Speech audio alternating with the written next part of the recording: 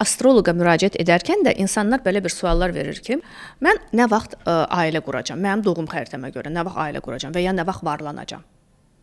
Mən deyirəm, istədiyiniz vaxt. İstədiyiniz vaxt. Əlbəttə, həyatımıza gələn enerjilərin elə periodlar olur ki, məsələn, şəxsi həyat üçün bu enerjilər daha yaxşıdır. Necə ki, o gəminin yelkənlərinə belə külək dolur gedir, bax belə.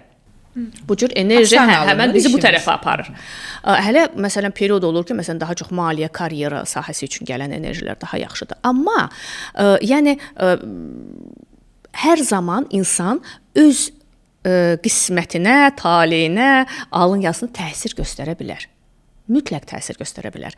Və bu mənim bəxtim belədir. Bu biraz belə deyək də tənbəllikdir. Yəni insan durub hərəkət eləmək istəmir. Çarəsizlik, hər şeyin çarəsi var. Qurban bilinci çox gözəl belə ifadədir. Qurban bilincidir.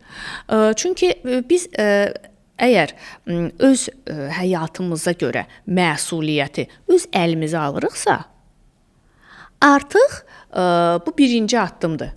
Və doğrudan da bax astroloqa müraciət edərkən ən doğru sual mən həyatımı necə daha yaxşılığa doğru dəyişə bilərəmdir.